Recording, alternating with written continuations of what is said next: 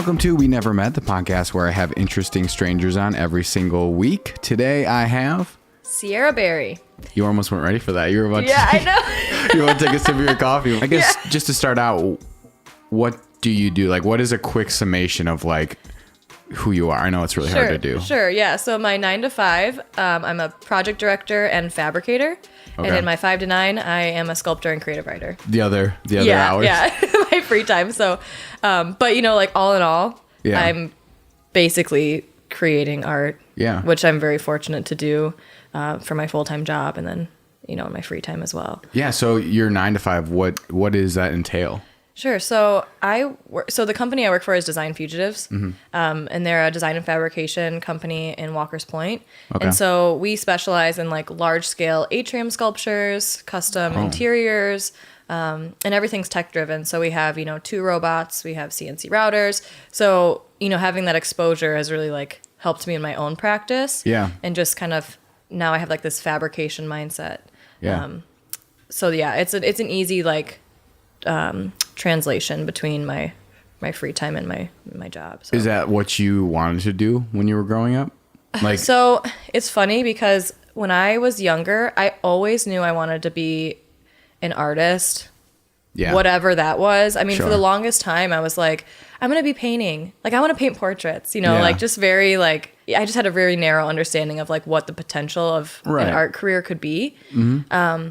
And so when I went to college, I still thought I was going to be a painter. How are you painting wise? Do you like to paint or do you still paint? I do like to paint. But the thing is, my painting is more like therapeutic. Sure. It's not really, if I were to go, I'm trying to get back to painting. But the thing is, the last time I was painting, it was just realism.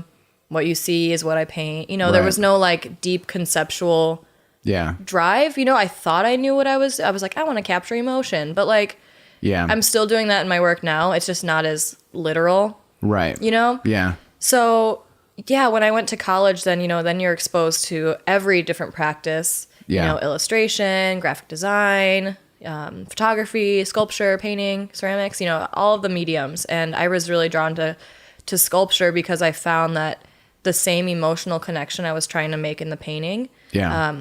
I felt that physically, with like an object in the room and being able to stand with it and like see the texture and all of that, like all of that was really attractive. Are you more like tactile? Me. Like totally. Yeah, you just like to deal with things rather than just yeah. Which is funny because I've always been attracted to like texture, very like textural things. Sure.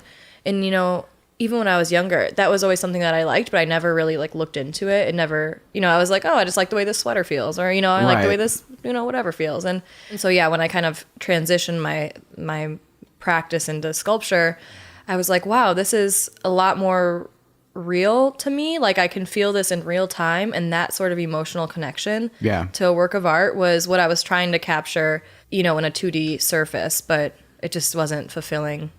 Yeah. It just didn't feel as because I think at a young age for me, I was like really, art was like a hard thing because I like sucked at painting. And I was like, I was really bad. Yeah. And I was bad at drawing. And I was like, well, if this is all it is, then I just might as well not even do it because I suck, Yeah, I know. It's like, it's really hard. It's really easy to feel defeated. Like when you are trying, I mean, I still don't get me wrong. Like it never ends, right? Yeah. You feel it, when you try something new and you're like, oh, this doesn't look like, Mondrian or whatever, it's like, I feel like kind of a fake or something. But at the same time, like that, once you kind of shift your focus and just say like, okay, it's not about the product, it's about like how it makes you feel. Right. I know it's cheesy. but it's true.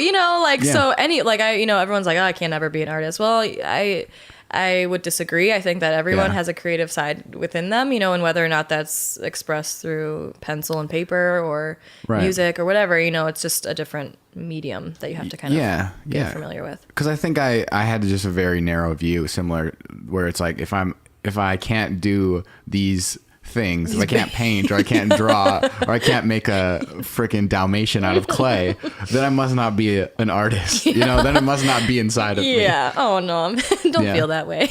Well, I don't anymore. Yeah, good. But you're like, I found something better. I still feel that way. Yeah. But I try to paint. Yeah.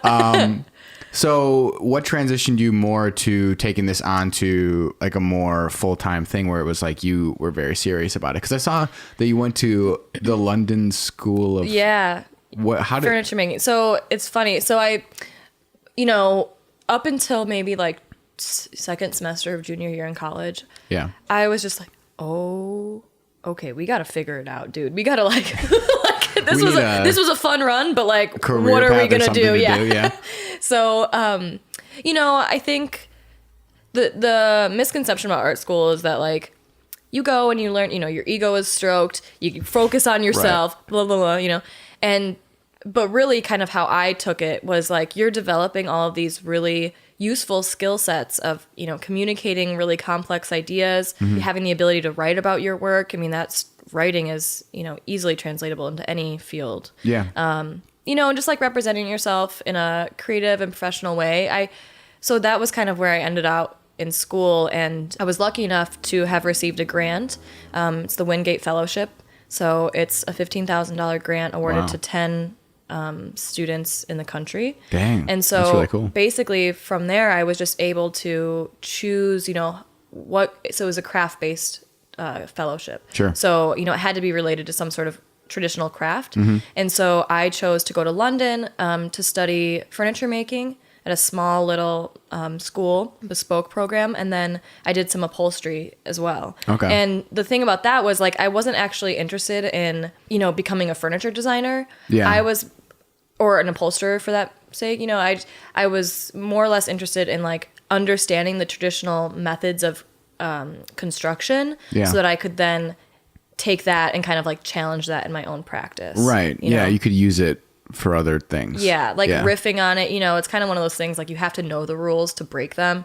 Right. And since a lot of my work is like so heavily based in the domestic realm, I was like, these are really recognizable, like for obviously furniture and upholstery that's like within the home. And so if I know how to make this, then it opens up a bunch of formal opportunities that I can kind of like manipulate this craft to work for me, Yeah. I used to work for a furniture company. Oh, actually. Yeah. I didn't make it though. Yeah. That's a whole new thing. So with your sculptures and your art, where do you draw inspiration from? Like, where does that come from? Because it is like the stuff you have is very unique. Yeah. So, I mean, short answer, my own biography and my personal history. A longer answer would be it's a lot of different things, naturally.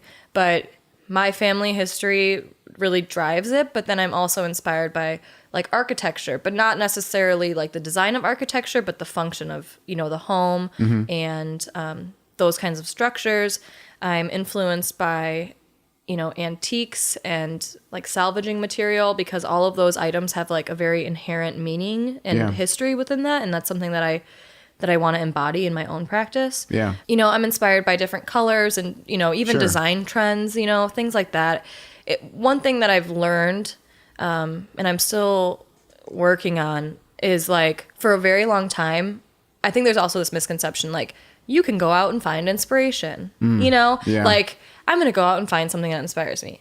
For me, it's not like that. Yeah. I think that everybody is inspired by something. And, if you just slow down and you're like, hey, I'm really attracted to this, like for sale sign, that's something that I've recently been kind of like obsessing over. Yeah. Why kind of like reverse engineer that inspiration? Like, okay, well, why are you attracted to that? Is it something formally? Like, why are you inspired by this? And kind of like breaking it down in a more like analytical way rather than trying to, walk down the street. And cause then it just is not, it doesn't feel authentic to me. Yeah. So what is it about for sale signs that you like? So it's part of my everything upcoming. Yeah. I'm like, where do I start? It's like, so I think so I moved around a lot when I was a kid. Okay. When I see a for sale sign or a for rent sign or, for lease or whatever, it really got me thinking about like, but it's more than that, it's more than something that's just for sale. This is like a structure that is for comfort. It's for, stability. It's for, so it's a lot more than that, than just something that you can just buy. And so I kind of was exploring the function of the home in particular, and just like eliminating the sale part of the sign. And so I'm making 4 signs. Oh. And so it's kind of like this riff on a for sale sign, you know, Yeah. very traditional looking, but I want it to kind of like encourage like, okay, well, like for what, Yeah, you know, yeah. and just kind of like that conversation. Yeah. Because I think, you know, we all, like realty is, you know, just exchange of goods, you know, Right. like I pay you this money to get this. I get this product. Yeah. And so I think for me, the home is like a lot more involved, and it holds a lot more meaning than just something that we can put our stuff in and, Yeah. you know, sleep in. You seem like you got a good grip on like the world. Cause I was talking to, you know who Sam Morgani is? I'm not Oh, familiar. he's a photographer. I can show you his photos. It's incredible. But I was talking to him, and he was talking about how, you know, when he like looks around at stuff, he's like, everything is made by somebody pretty much, you know, the table, like, but you don't like think about that ever. Yeah. You know, everything has like a backstory, and, you know, people use their brain power to like make all this stuff, but like no one really ever thinks about that. Totally. Yeah. And I think, you know, so like a lot of my work kind of has this like riff on manufacturing, you know, like store-bought, like the brooms and the for Right. sale signs Yeah. and the dustpans, you know, all these items.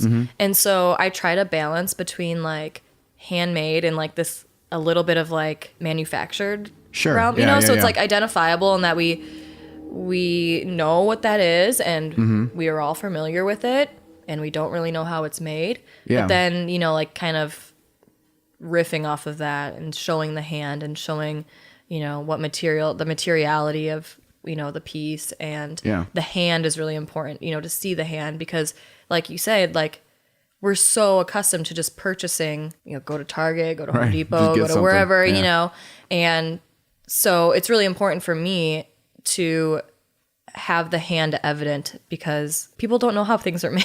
Yeah. And it really No, blows my it's mind, true. you know? Yeah. So yeah, I think an appreciation for what we surround ourselves with is very important. Have you always have that thought process and like thought like that? Like, or Yeah. is it like a more recent thing? I kind of have always had that approach to Yeah. artwork. You know, I feel like that's why I couldn't be an industrial designer or a product designer, because, you know, once you design it, it becomes mass produced. Right. And, you know, for a while it's this big design shift, you know, oh my God, this is a just super influential, radical design change, you know, whatever. Yeah. And, but then sure enough, it just becomes, so many iterations of it just become normalized. And Yeah. so, yeah. And I think like also working in the fabrication and design field, you see a lot of people wanting things to look seamless, or Sure, no yeah. hardware shown, or, you know, like perfect finish, which is great. If that's the look you're going for, you know, Right. it has its place. Yeah. And that's kind of like in my free time when I'm working on my own stuff, I'm like, you know what, this doesn't need to be super perfect, because it's an art, you know, it's an art piece. It's just Right. something, that doesn't, it's not store bought. So. Yeah. I think I struggle with that a lot, or have like the idea that everything has to be like perfect. Even like doing video work and stuff, I'm like, oh, that's off, and I wish I could Yeah. change that, but I can't now. But there's like such a special thing about, you know, knowing that this is not perfect because Yeah. someone had a part in it, you know, like it, for me, it just feels more relatable, and like, I'm not trying to be you know, like it's just more to me, especially in like artwork. Whenever I look at a piece of art, I get so close. They yell at me. Yes. I get almost so touching. close. Like if this microphone, I'd be like, Yeah. I'm staring at it like so in Yeah, depth yeah. to like understand every decision and, you know, little nuance of what the artist was thinking. And, you know, Yeah. same for video work, anything that might just have a little bit of an edge to it, because it's not, you know. Right. It's not traditionally perfect. Yeah, I guess, yeah. as you would say. But so talking about that, and one of your more recent things is the welcome mat that you yeah. did with like, it was like hopscotch Yeah, style. yeah. Where did that idea come from? First of all, how do you make? I have so many questions. Okay. How do you make those Okay. like that? Well, IKEA. Oh, really? Yeah. So the doormats themselves are sold blank, you know? Oh, and I didn't even know yeah. that. So the top one that's curved, you know, Right. I cut that shape myself. Yeah. So, but the idea came from, I'm not sure, you know, for those who've seen the piece, it's Yeah. kind of like all these welcome mats in the orientation of a hopscotch, but the welcome is like abbreviated. Yeah. So, some say well, some say me, some say we, some say come, whatever. And, it's funny, like when you isolate those words out of welcome, Yeah. like they hold so much weight. And especially, like because I work with a lot of like relationships and duality, and those are like very heavy themes in my work. And so I found it very interesting, like the idea of hopping from one welcome mat to another, because I moved around a lot as a kid. Yeah. And so having this kind of like incomplete welcome feel was really what drove the piece, and that's the kind of feeling that I want to evoke with that. Yeah. But as far as like, the process itself, I just made some templates in a 3D modeling software, had those laser cut. And yeah, just kind of hand painted every one of them. And like that piece I feel can have a lot of different avenues that we can explore further. I have a creative writing degree as well. Yeah. So I want to like start incorporating my writing with the sculptural pieces, because I think that the welcome mat holds a lot of like opportunity for poetry or some sort of like riff on the mat even further.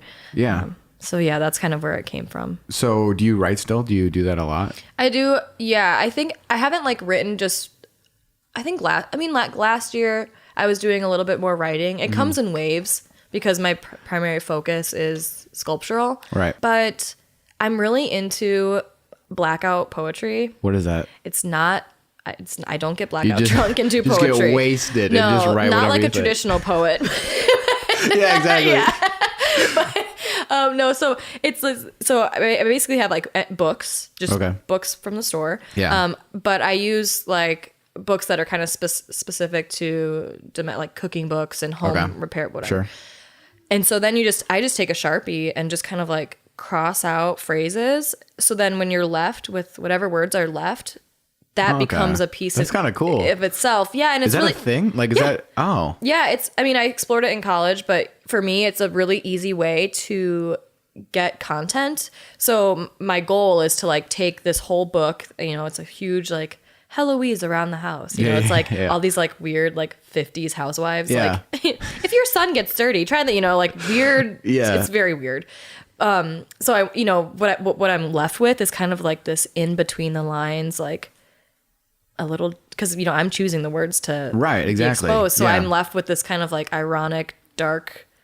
That is cool. It's really cool. It's really I suggest it if anyone's in like a writing block, just grab a magazine, grab a random $1 book off the antique store, and just start crossing off. I mean, you'd be really impressed with what you see and what you come up with, because it's combinations of words that, because you're limited by what you have, you're kind of creating within these rules, and that only results in something new and fresh and creative. So yeah, I'm gonna do that today. Yeah, you should. I've never heard of that. That's really cool though. Totally. It's really a fun time, and I just do it. It's like one of those things where it's like not that much pressure. Yeah. Because I can be on the couch and I'm just crossing off things while I'm just chilling, watching TV, whatever. Yeah. But like I'm also writing. I'm like reverse writing. Yeah. So opposite whatever. writing. Yeah. I'm unwriting. Whatever they say. Yeah. And so that just is a really fun creative outlet. Yeah, because your first Instagram post ever is that poem that you wrote about butterflies. Oh my God. Which is probably, it's a good poem. I like it. Yeah. So when I was really young, like I think that was like first or second grade. Yeah. It's like some cheeky little poem. I didn't know what I was doing. Yeah. But I don't know what grade it was, but I went to like creative writing, like what is it? Right Now. Right. WRITE.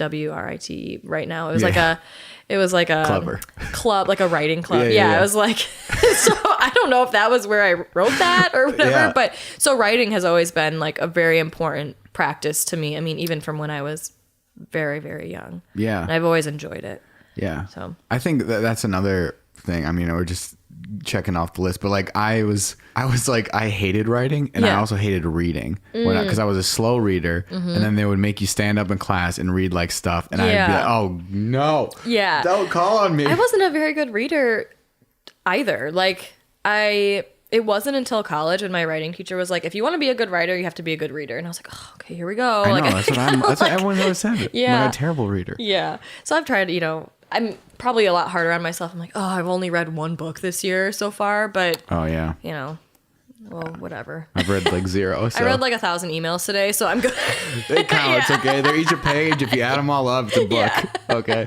But no, I was like a terrible, like I'm still really bad with spelling and grammar and stuff. Yeah. So I'm just like, it's something I strayed away from for a long time because I was just afraid, that's not the right word that you used. Yeah, but that's the thing. So, being a creative writer is like very open-ended. It's like you have your, traditional writing rules. Yeah.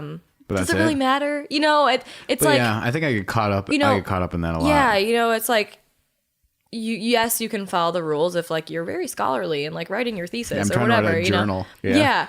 But as far as like writing poetry or writing stories, like whatever, if you use the wrong word, if you, break up your sentences in a certain way, because you have to think of it as like a material, so depending on how you process that material, which are your words, that in itself can hold a lot of meaning. And like, so if you're writing a poem and you want this to feel, maybe like very clustered or chaotic, then you just don't have any punctuation, So like there's and so I think, if you think about the words as like something that's malleable and like that you can kind of just like You're blowing make your my mind own right now. Yeah, I wish I had you around when I was growing up. You could have said that to people. Oh yeah. Well, I'm here now. Actually, Sam can't spell because he's trying to do something really creative. He's a poet. Okay. He doesn't have to spell. I sat in class once and I was like sitting there trying to figure out how to spell of. Oh yeah. And I'm like, how do you spell this word? And I was like writing it out over and over again. Just like Old English. Just you're writing in Old English. Yeah. There's a V in there for some reason. I'm just adding letters. But no, it was weird. It was terrible. Like growing up, not being able to do that. Because I also had. Do you have siblings? Yeah. Yeah, you have a younger sister. Mm-hmm. I had an older sister who was like very smart, loved to read all the time, really good writer, all this stuff. And so like I felt like I was held to those standards too. But you're the oldest, so did that... were you setting the bar, or do you still kind of have that... Well, we're so different, my sister and I. Okay. I was telling you, she's an athlete. So, me growing up... There was no comparison, really, right? No, there wasn't really any comparison. And, like, I support her, and she supports me, and my parents support both of us in our own endeavors. And, it was kind of nice, having our own... There was not really any competition between the two of us, which made for like a really harmonious like growing up together. And it's funny because like she is going to school to be a physician's assistant, so that's what my older sister does. She currently has a degree in kinesiology and a minor in chemistry, of course, and I'm like the easiest ones. Like, oh, good for you. She like played softball throughout college. I'm like, how did you do that? Like you're and get those degrees. Right. I got communications and barely got through there. Like I made art. Yeah. But no, we're very different. But were your parents always supportive though of you and like doing art and stuff? Because I feel like they can be I think so. When you're like younger, like when you're like in middle school and early high school, it's like, yeah, that's great, honey. Like, oh yeah, when you're it's doing not a great real. job. Yeah. And then when I'm like, okay, I'm starting to look at art schools. Well, what are you gonna do when you grow up? How are you gonna make money? Is this sustainable? I mean, I remember I got like my dad was. I mean, I think my mom was too. They weren't discouraging me from doing it. They were worried. They just wanted me to have the best. Yeah, they just wanted me to like be able to sustain myself after school, which is totally understandable. Right. And so that like really motivated me to kind of be like, I can do this. Yeah. So when I was like thinking about careers, I was like, you know what? I have no other choice because I not only want to be successful, but I want to like a little bit prove you wrong. Right. Yeah. And so now, having a amazing job and maintaining a studio practice and like being able to pay all my bills and doing the adult things, I think they've kind of like come around. They're like especially my dad and my grandparents. They're like, oh, so you have an art show coming up? Oh, you're traveling for work? Oh, so you're doing work for so-and-so? And I'm like, yeah. It's like... Take that! Yeah. I'm not working at a coffee shop. So, shocker. Yeah. I can actually do this. Yeah. So it's been very rewarding, because I did have that kind of hesitation from my family and no one else in my family really... Traveled down that road? Yeah. I mean, my mom was creative.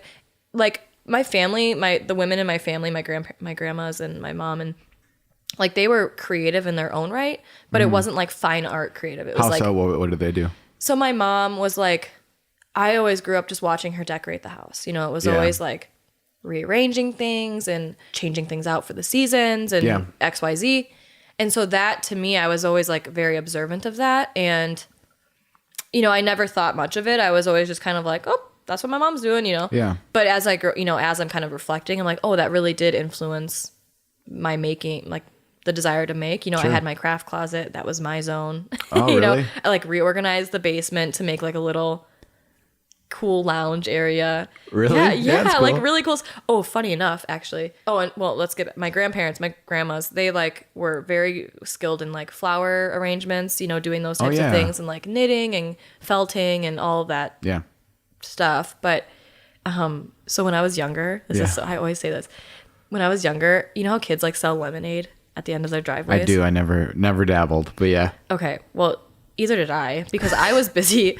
I made like, I don't know if it was all in the same summer, or if it was like seasonal, but I It's a seasonal job as a kid. But I like made, so for one time I made these like little beaded rings, like Oh. jewelry, and sold it at the end of my driveway. Nice. Another time I made stationery packs with watercolor pencils. Like, who am I? That's pretty cool. Yeah.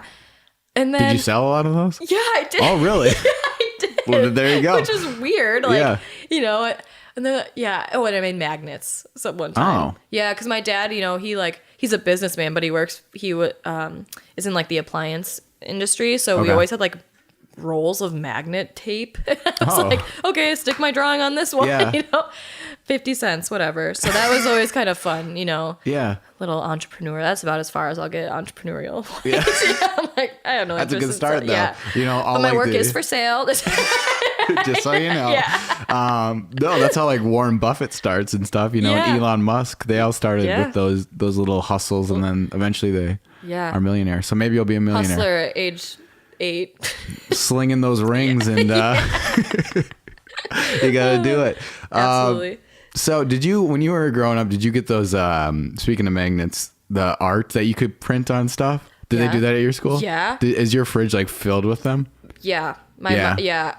My I parents remember- bought every single one of them, and they're Yeah, oh. so terrible. Yeah. I remember for the longest time, we had like this 5x7 magnet like Yeah. pad, like, and it was just like a giraffe whose neck was like going into the clouds, but it was, you know, garby. It was just like not Yeah. the greatest. But yeah, that's like the one that I distinctly remember just seeing for so long. I wouldn't be surprised if my mom still has it. Yeah.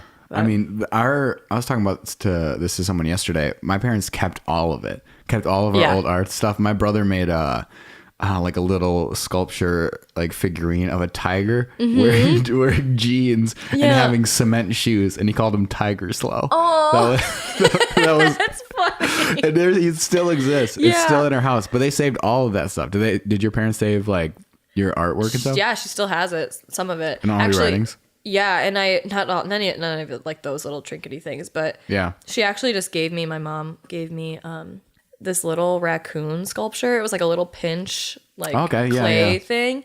It's awful. Like I don't Do you remember doing the that? tails Or do- kind of. Kind of? I don't know why I chose a raccoon. And like also another project kinda I did. mean.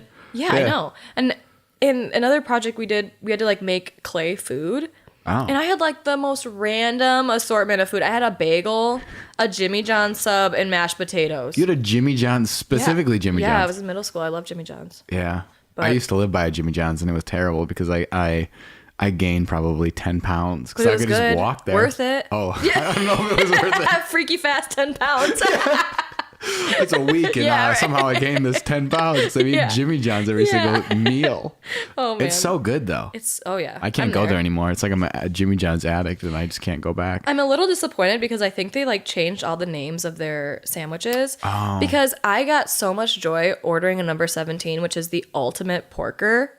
And they changed the name to like ultimate ham BLT. And I'm like, no. So I'm you ordering porker. So you never call it the number 17. You go No, in it's there. the ultimate porker forever and always. I heard Jimmy is a real dick, though. Oh, probably. I think his real name's not Jimmy, but he shoots like lions and stuff. Oh, He's like yeah. one of those people. Like Get a better hobby or I something. use air quotes, like, but big game hunter. Yeah. I'm not, very but hunter savvy. dude, I could never do it. Yeah, I could never do it. I mean, it's fine if you like do it and you want to eat deer or whatever. Yeah. Because I eat meat anyways, so I know what's happening. But like, I don't want to do it. Like, I don't want to pull the trigger and see something die in front of my eyes. Yeah, it just feels like a lot of effort. Like it's more the effort like, for you. And honestly, like I'm just so small, and like I've never like shot a gun, but I just know that like it would probably kick back at me. Oh yeah. Or like make a loud sound, and I'm just like not one for unnecessary. Make a loud sound. Like I'm just not one for unnecessary loud noises. Like it just really. I don't want attention attracted to me because I'm shooting a gun. Not for me. Yeah. No, I hear you. But I guess a completely different topic. But you post a lot about mental health and stuff like that. Yeah. Is that something that you've been dealing with for a long time? So yeah, like I grew up kind of like witnessing the effects of like mental health and anxiety, depression, anger, you know, all of that thing. Yeah. That was always in my understanding of the human condition, you know, and like, and so when I was in 8th grade, you know, I started myself showing symptoms of depression, anxiety, whatever. And so from there I was like on medication. I still am on the exact same medication since then. Yeah. But up until about like 2 years ago, I was going through kind of a tough breakup and just like had never realized, I had never put in the time for myself. Like it was such a foreign concept to me, like self-love. Like I was like struggling with this sadness and this grief and like all of these emotions, and I wasn't happy, you know? Yeah. And so I was just like, how is it possible that people, like it was such a crazy idea for me. Like, how does someone love themselves even if they're going through this crap, you know? Right. And so from that point on, I really like, I went hard. I was like, okay, we're going to therapy. We're going to women's circles. We're going to yoga. We're doing, you know, we're going to journal. You know, like I did like everything. I really took, cause I had never invested in myself, you know, self-investment, I think is like it's basically, that's what self-love and self-care is. And, you know, I'm very happy that kind of heartbreak had happened because I don't think I would ever be in a place where I am now, where I have like the most amazing relationship with my mom now. Like that was never like that never was really there prior. And I think what really changed it for me was like identifying my thinking patterns and thinking habits, because so often we believe that like the emotions that we're feeling are us. And so once you kind of shift that and realize that like you are not your emotions and just observe them and, you know, say, okay, thank you. Like I appreciate this emotion, but it's not serving me right now. Like that whole mindset has really changed the way that I look at the world. And it's a hard thing to do, though. It's a very hard thing to do, you know, because it requires a lot of like constant monitoring, really deep dig. Yeah. Like really deep digging. And like, it's not pretty, you know, a lot of the times it's not pretty. And, it's down there for a reason, you know? Yeah. And so, you know, just kind of like recognizing those habits and being easy on yourself, you know, like I would be so hard on myself, you know, if I was sad or, you know, felt like I wasn't moving forward, I would be like, oh, this is not worth it. But just giving yourself the time and space is the most important thing. And I think like as far as sharing that with the world, you know, or like posting about it and stuff, I just don't really see a reason why I shouldn't do that. You know, it's such a important part of my life, and I know I'm not alone. Yeah, no, because I grew up the kind of the exact opposite way where was it open in your house? Were you guys like talking about that kind of stuff? Because in my house it was like tis ticks. Well, we're not talking about this. Because I at a young age was diagnosed with OCD and anxiety. Been to the hospital like a lot for panic attacks and stuff like that. But it was like I didn't tell anyone about it until I was in college. So like probably 8 or 9 years later, you know, and keeping all that inside of you, and because it makes you feel like at a certain point that it is just you. We're so like humans are so complex. And I remember one of like a mentor, you know, I was doing like a retreat, and she was like, we are so lucky to feel these things, you know, so deeply. And, you know, when you're feeling those types of feelings, you know, observe them, but also feel them to their fullest potential, you know, because it's like incredible. Like that is such a superpower. If you can feel something fully, then you can understand it, you know, and you can move forward. Yeah. And so, you know, just truly like embracing those very powerful and oftentimes not pleasant feelings. Most times, you know, like that, because then it doesn't become so scary. You know, when it happens, you're like, okay, I know this is what it feels like. You know, we're going to just like let it out, cry as much as you need to, scream as much as you need to, obviously in an appropriate space. Out in public. Not at your boss. Yeah. But, you know, like really just thanking yourself for feeling these things and having such complex and diverse kind of inner workings. And I think that's really special. That's something that I've grown to appreciate. Yeah. But I still work to that point because it's like, I think from a very young age, I was like, well, I mean, this isn't normal. I think that's how I felt a lot. Sure. And not having anyone to talk to about it. And I'm like, well, this for sure isn't. You know, this for sure isn't normal. Like what I'm thinking is like the darkest thoughts a 13-year-old can have over and over and over, you know, and just beat you down with them. Yeah, and totally. I think that's translated, and I wish, and I'm trying to get to more where you are, where it's like accepting what you're feeling. Because I feel like I'm never feeling the correct thing, you know, or you're judging your own emotions almost. Yeah. Yeah. I mean, don't get me wrong. I'm still, you know, I think it's like it's an ever ongoing process. Yeah. You know, there's never a finish line in like self improvement and self investment. Yeah. And so, I mean, you know, I still feel like, oh, why am I not feeling 100% all the time? You know, it's not like there's this concept that like, if you take care of yourself for XYZ day, you know, like do all the bath bombs and, you know, latte, whatever, self-indulgent things that you want, which is fine.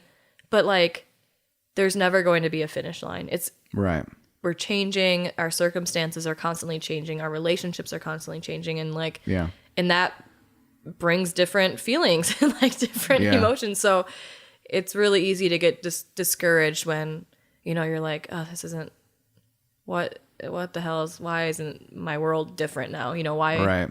But and I think it was a lot of frustration too. Did you ever feel that like absolutely just pissed off? Like, why me? Like, why does this have to happen to me? This is ridiculous. Totally. I can't even move right now because I'm almost like passing out from a panic attack. Yeah. Why is this happening? Trust me. Yeah, it's powerful, but like, you know, just being able to talk about it. Yeah. Then that kind of like starts to ease that anxiety. Like, am I the only one? You know? Yeah. Because everybody is going through so many different things. Right. You know? And it would be crazy if like, there's no way that I can be the only one that feels this, you know, like, or at this severity. Like, I know there's so many people out there that are worse off for sure. Yeah. Like that have like more intense and, you know, more feelings and stuff like that. But yeah. Yeah. Everyone's just going through it. Right. And if we can just be, you know, open with each other and just comfort and be patient with one another, especially be patient with yourself. And, I think it can only lead to good things. This is like therapy right now. Yeah. It's good, which I suggest for everybody. Therapy is amazing. Right. I always tell people, even if you feel like you're in a good spot, go. Because like it can only get better. Like there's nothing negative about going to therapy, and it can always help. Yeah. Always. My roommate and I were like, we always just like unwind by watching like trash TV, you know, like what's trash TV for you? Like The Housewives currently. Oh, okay. I've never watched that. Oh my God, you should. It's so bad. But like every single person on there were like, you need therapy. Like you need to go. Well, like, even if they're on that show, they probably need it. I know. So we just like kind of diagnose all the reality stars.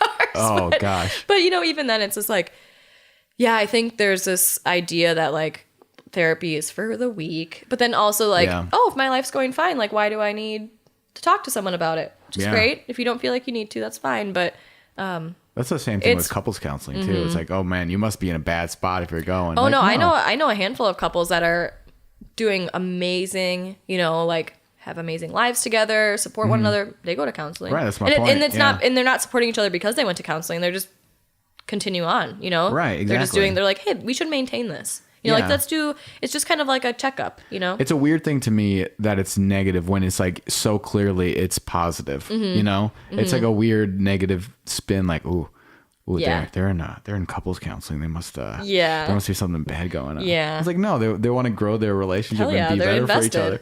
That's good. That's how it always should be. Yeah. But anyways, that long tangent. That's okay. Yeah. Back to your work and stuff. So the to-do list, that was a more recent one that you've done, and that was a massive project, right? There was a lot of pieces. Yeah, I would say it was my first like body of work. Okay. You know, like something that was very close related to one another, you know, kind of like, I think of it as like a book. So like each piece was like a chapter. And so, yeah, that project came about because I was working in a studio by myself, and it's funny enough, I don't know if it was like around State Fair or something, but I was like, oh, the idea of like putting a stick on something, and that just kind of like led me to the image of the broom. And so a lot of my work in college was like about duality and this kind of like push and pull in relationships. Sure. And so when I thought and really, you know, kind of analyzed the broom form, it speaks to care for your environment. Yeah. Which I also translate to care for yourself. It's like a kind of a, you know, when I'm taking care of my house, I'm doing something for myself. It makes me feel good. Yeah. And so then also like the physical form of the broom, when you're using it, is kind of like a dance, right? And so I started identifying these broom forms as other people. You know, a lot of how I look at my work is like they're metaphors and there's a narrative, but ultimately these are like supplements for individuals. You know, that's kind of how I want people to interpret it. But there's endless ways that you can interpret the work, right? Sure. So, yeah. So then, like, once I kind of landed on the broom form, I'm like, how can I challenge this? Like, how can I make something functional dysfunctional or not the most convenient to use? Because if you think of the handles as being representative of people, then you start to see these as relationships, right? And, like, the domestic care for your space, the maintenance in your relationship, but it's not working, you know, like, so, you know, when my parents, I experienced their divorce pretty heavily.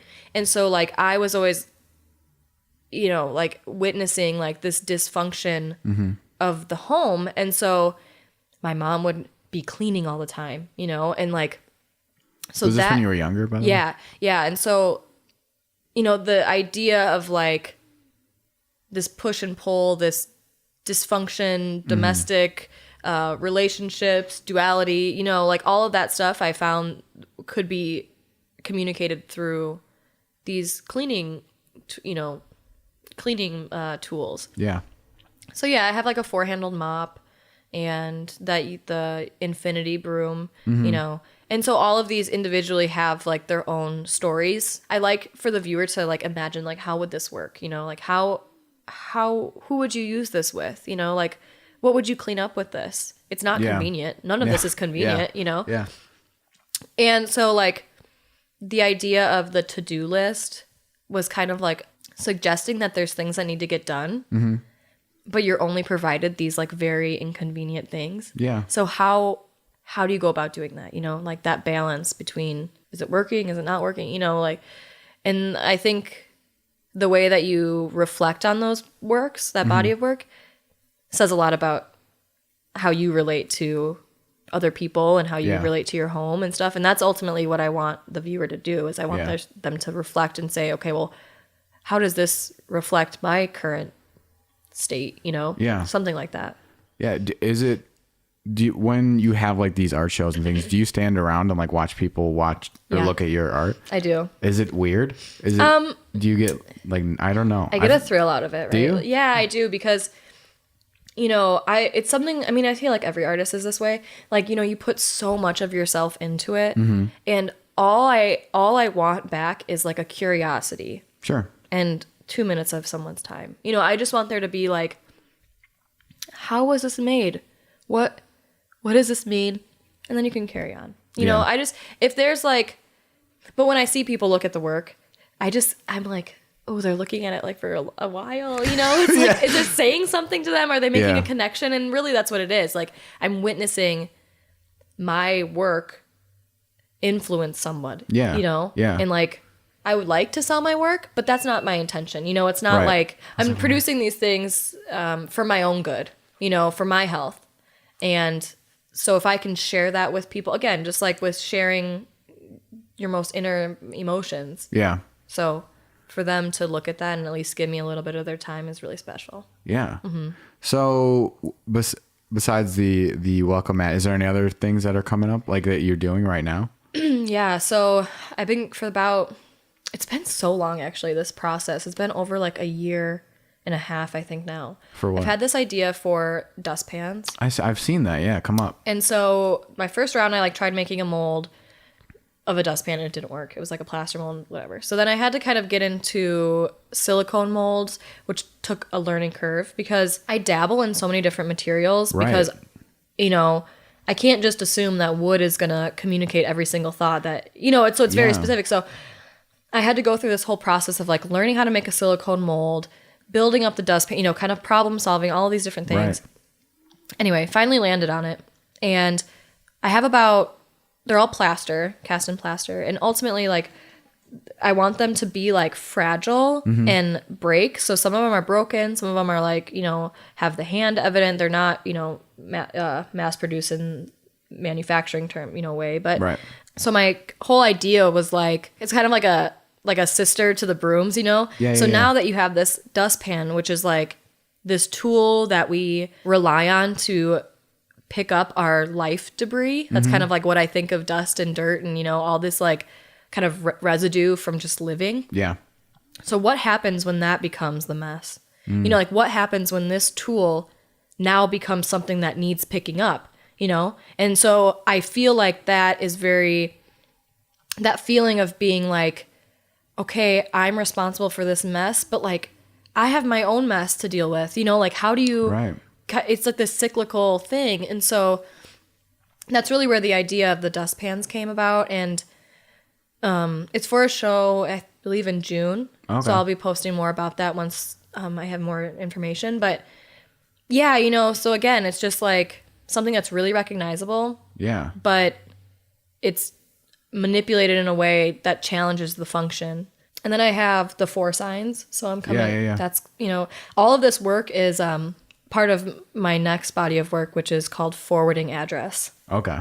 So again, moving a lot. It's very like location focused. Yeah. Speaks to the function of the home and like what happens when from the outside. You know, I kind of like focused on the inside, the happenings on the inside, and now we're looking at it from like objective, you know, just as like a structure and how do we, you know, the welcome mats. It's like everybody has a welcome mat. Like, why do we have a welcome mat? You know, what does that say about your family on the inside? Are you like really welcome? Like, is it like a front or something? You know, like there's all these like cheeky little things. And so I like the idea of kind of like, well, what if that welcome mat is like not, like it's kind of like, whoa, too much information. You know? Like I like that idea. I like, that's really something that I find funny. And, you know, like keeping the wit in the work is something I also like. Keeping a little humorous, but and a lot of it, the upcoming work is a lot of text-based stuff, which is exciting for me. To incorporate some of that language and stuff. Yeah, I mean, like even you explaining that stuff is like blowing my mind. Yeah, because like your mind works in a really cool way. Oh, like that's just like not something that I would just think of. Yeah. Well, I'm glad. I mean, that's kind of what I want. That's what I want the work to, and like, you know, I want there to be like this. Oh my God, like we surround ourselves with these domestic objects every day and we like rely on them to function in a way that we bought it for, you know, or like its original purpose. And so when you start identifying yourself with these tools, there's a lot of similarities and there's a lot of metaphor that drives it. So, you know, it's nice to hear that you're kind of like, oh, it's amazing. Oh, So that's it's cool. I'm flattered, but Yeah. But you talked about moving around a lot. So where were you moving around to? I was born in South Dakota. Okay. And then we moved, I think my mom took me to Iowa, and then we moved back to Colorado, had my sister. Then we moved to Illinois and lived in Wow. the suburbs of Chicago. And then this was all before I was in kindergarten. Wow. So then when I got to Wisconsin, so the moving around, actually, most of it happened Early on. within Germantown, where I'm from, which is 40 minutes north. So I had probably like 7 different houses in Really? Germantown. Yeah. Because Wow. like we had a house, and then my mom moved somewhere, and then they moved back, and then my dad moved somewhere, and my mom moved somewhere else. And then, Yeah. and then from there, it was just like so many different addresses. Yeah, I would never be able to remember that. I barely remembered one when I was young. And so then, when I moved to Kansas City to go to school, my dad moved to California for a little bit. Then he moved back to Minnesota, and Erica moved to Oshkosh, so it's like hard to keep up. yeah, I mean, there's just a lot of different locations. And Right. when I was younger and going through, the whole 2-house thing that a lot of kids of divorce experience, that was like really hard for me. Oh, I bet. Yeah. So that's where we were moving, it wasn't a case of I'm moving to a different state. I have to make all new friends, yada, Yeah. yada. It was more just okay, it was almost worse because It's like, why are we doing this? Well, We're yeah, and, moving 3 blocks down. yeah. And all that, it's like you have all your friends and they're like, you're moving again to a new apartment? Like, why? Yeah. And so it was almost it wasn't embarrassing, but it was just yeah, we're going to this house now, Yeah. we're going to that house or whatever. Yeah. So. Because I had a super opposite experience where my parents still live in the house that I grew up. Yeah, that's they awesome. never moved at all, ever. There was 6 of us in a 1,200 square foot house. So it was just chaos most of the time. There's no privacy. Yeah. Yeah. I'm sure. But yeah. So where can people find out more about what you're doing, what you're up to? Yeah. So I am pretty active on social media. My Instagram handle is just Siara Berry. Yep. Siara, not like the mountain range. And Or Berry, C, like and Sierra. yeah, I know. And then berry is everyone wants to spell it B-A, and I'm like, Why? It's just the fruit, okay? I've seen it a lot less with an A than an E. I think. Yeah. I mean, it's just I always find myself having to explain it. But anyway, Yeah. So Siara Berry is my handle, and then I also have a website, which is siaraberry.com. Mm-hmm. So that has some archived work, just more formal piece images. Yeah. And then I always post about shows and stuff. I think, the show in June I'll start posting more about once we have more information. And, that type of information just comes primarily through my Instagram. So Yeah. I mean, I feel like it's fun to make stuff, I need to start making more things. Totally. That's what you've inspired me to do. yeah, there's Yeah. so many avenues. I mean, seriously, even if it's going to a thrift store and just getting a bunch of t-shirts and cutting them up, making a rug, maybe making just a quilt or something, whatever. Yeah. There's a lot of material. And I think this is so fun too, or at least how I view the world is anything can be a material. Mm-hmm.